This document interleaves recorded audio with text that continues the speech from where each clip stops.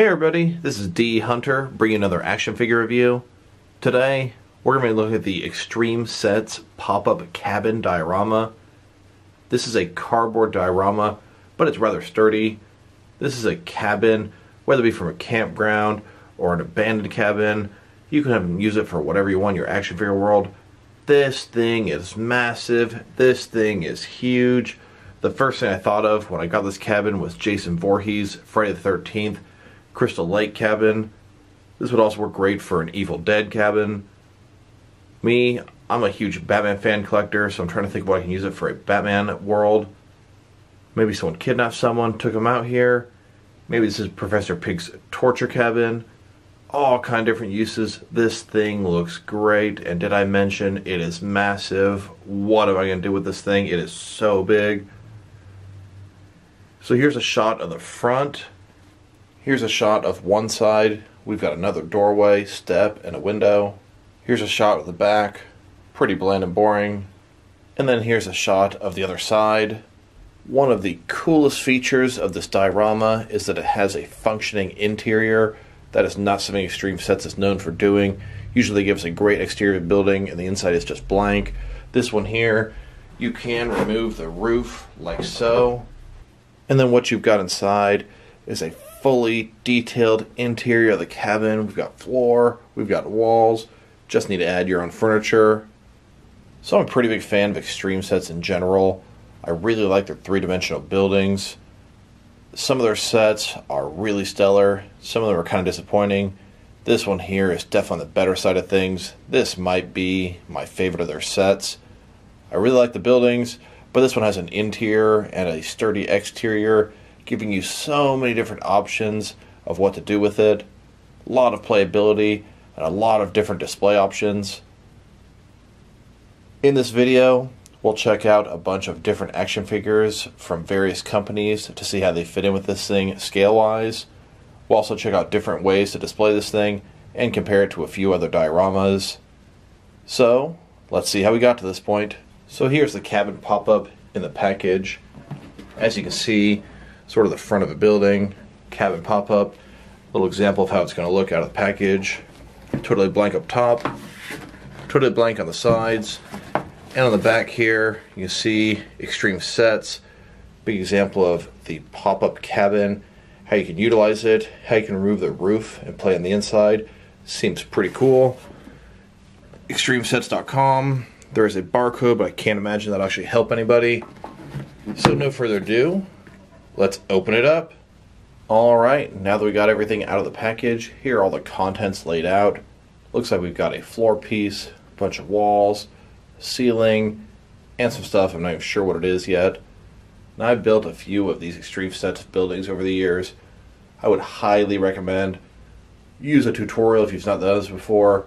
This is cardboard. If you mess something up, it can often be irreversible. Another thing I wanted to point out, there is an instruction manual. It also has an inventory list of what you should get. Let's follow this step by step. It looks like the first step here is going to be take your floor piece here. Looks like that's what the instructions are telling us to do. So start off, unfold that, flip it upside down. Now holy crapola, this thing is going to be huge. Like I said, unfold it, flip it upside down.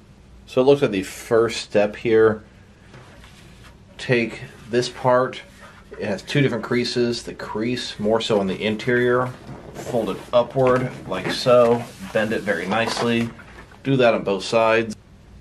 So it looks like after you crease this here, you're going to want to crease this part on the inside, and these things should fold over, this tab will fold inward, and this will fold on top of the tab. You should end up with something looking about like this at this point. These side parts, the tabs, go into here from the outside. Next, it says to assemble the steps. Pretty small gray piece. Simply unfold it, crease it in the opposite directions. Make sure you crease each one of these tabs. It'll only help you in the long run if you do this ahead of time. Do that to both those, and then fold them in together.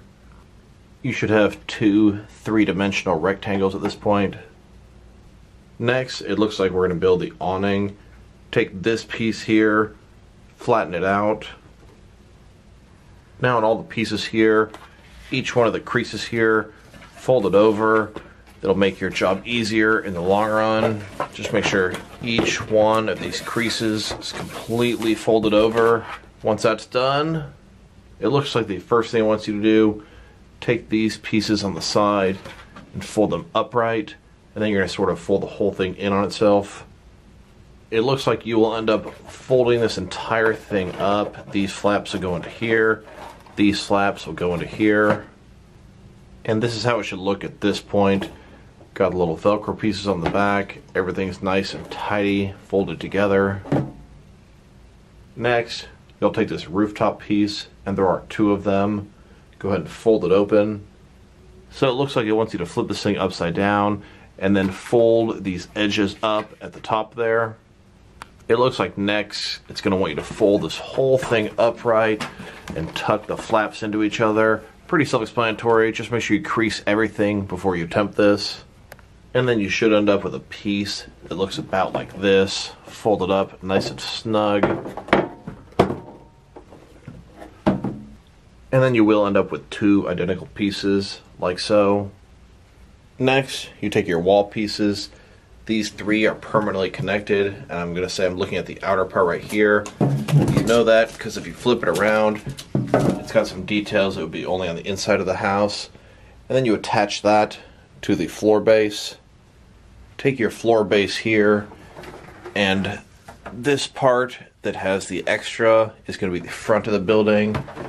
So you'll just take this, insert it like so, and then you'll also have the back part of the wall to add as well.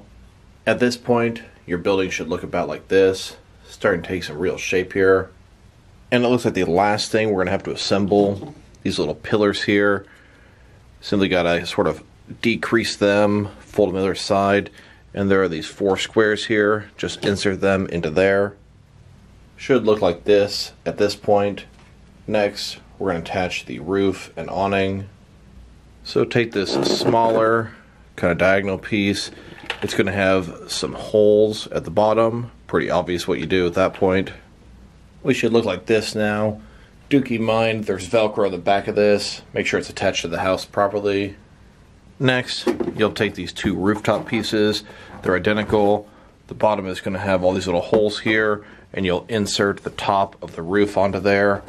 So one like so, and one backwards. Now you've pretty much got your cabin set up. Rotate this thing around, see it from different angles. Nice removable rooftop there. Gives you a great outdoor cabin and gives you the means to remove the roof and play on the inside, which is really, really cool.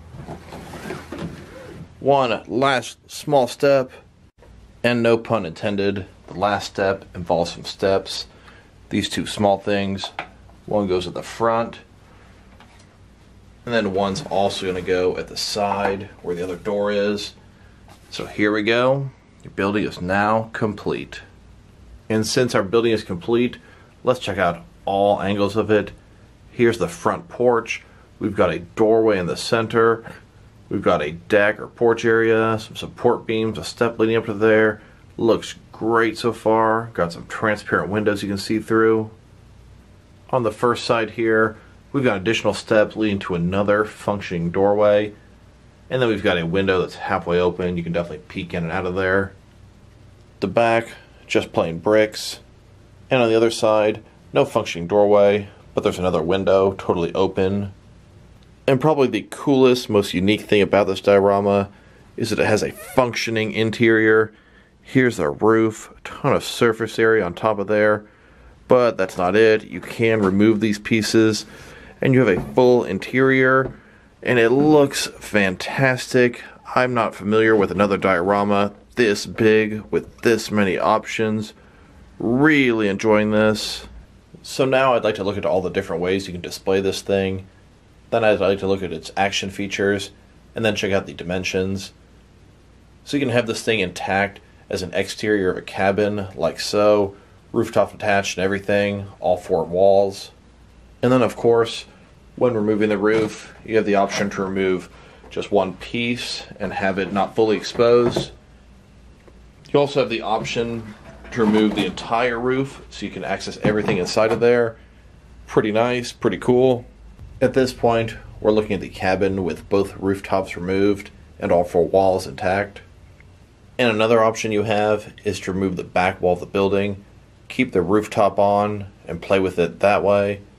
Like I said, several different options to display it or to utilize it for play or display. And as far as action features go, here's the front porch. You do have a door that actually functions. You can open and shut it like so. I would minimize the amount you use it. The more you crease it, the more it's not going to stay shut for you. But it's a nice feature nonetheless. And of course, the door on the side, the same way. You can open and shut it, but the more you do that, the worse off it's going to be. So in addition to the roof coming on and off, the doors open and shut, just a lot of cool display options. Now let's check out the dimensions of this thing. Like I said numerous times, it is huge, it is massive. So how wide is it? This thing is sitting at about 23 inches wide. Let's see just how deep this thing is. Looks like this thing's sitting at about 29 inches deep. Then how tall is this thing? From the bottom to the tallest point, sitting at about 17 inches tall. Here's the cabin, completely empty on the inside. And here it is, fully furnished, ready to entertain some guests or some campers. Now that we've taken a pretty good look at the building and its features, next, let's check out which action figure lines scale up with the building nicely. Here are a couple of larger 7-inch scale action figure lines from both DST, Diamond Select Toys, or McFarlane Toys, and they both look great with this thing. And then here with a couple more 7-inch scale action figure lines. On the left we've got some NECA figures, on the right some DC Direct and DC Collectibles. Now with some Mattel wrestling figures, as well as some Mezco 1/12 cloth softgoods figures. Here are some Mattel, DC, and Jurassic Park figures, as well as some Mafex figures around this cabin. And here with some of these smaller 6-inch figures, we've got some Hasbro Marvel Legends, as well as some SH Figuarts. So whether it's your taller 7-inch figures, or your smaller 6-inch figures, they fit in great with this diorama. And definitely, one of the first action figures I wanted to put with this thing was Jason Voorhees. This is a 7-inch figure, one of the taller ends of what I collect, and boy is it spacious in this cabin. This cabin will accommodate your large action figures, it will accommodate your smaller 6-inch figures. This thing has so many options to it, I love it so far. Here's Jason hunting down a couple of his victims as they plead for their lives inside the cabin. Here's a couple of other Jason figures at the cabin. Here are a few various figures I thought would work pretty good with this cabin. We've got Ash from Evil Dead. We've got the little guy from Trick or Treat. Then we've got Leatherface, nice little cabin for him to dismember his victims. And a couple different versions of Pennywise. Especially when the kids were younger, I could see them encountering him in an old cabin-like building. Here's a couple of other horror figures you could use for this cabin. But as I recall, Freddy and Michael mostly kill in urban city areas. I mean, Freddy's in his nightmare world, and Michael Myers is pretty much going wherever his sister is. I was thinking this could be a good cabin for the Batman villain Professor Pig to take some of his victims, try to turn them into Dollatrons. Here is Professor Pig mutilating some of his victims and turning them into Dollatrons. And you can very easily throw your Leatherface in, pretty much have the exact same type of setup. Next, let's take the Batman villain, Mr. Zsasz from the Arkham games. Say GCPD found out that he took his latest victim out in the middle of nowhere to this cabin. And here's an action scene where the police have the cabin surrounded, knowing Mr. Zsasz has his most recent victim in there. You can see Gordon with the megaphone, all of them getting ready to shoot anybody they see that moves. Of course, we got Batman on top here looking down inside. Victor Zsasz in the corner with his victim.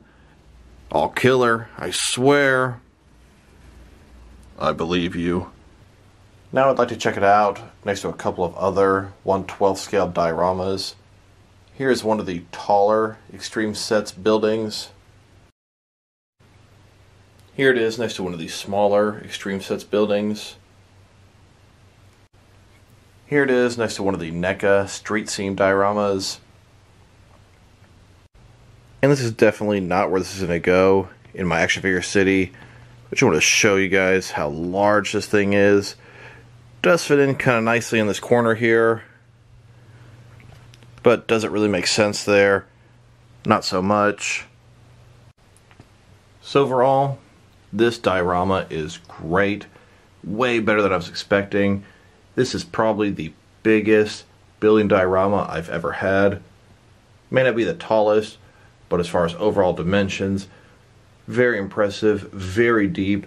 The fact that it has interior and exterior display and playability is fantastic. This thing is pretty sturdy, and I'm sure over years it'll start to kind of wear down and get a little bit warped or a little bit deteriorated. For now, I'm absolutely loving this thing. So many different options that I can do with it. If I were to rate this thing right now, I'd give it an 8.5 out of 10. I'm just enjoying the hell out of this thing. It is great. So this is D Hunter. Thank you guys for watching this video. If you liked the video, press like below. If you have anything you want to say about the video, add it to the comment section. If you want to see additional action figure and diorama reviews from me, press subscribe. I do appreciate when you do that. Once again, this is D Hunter. Thank you guys for watching this video, and I'll talk to you guys real soon.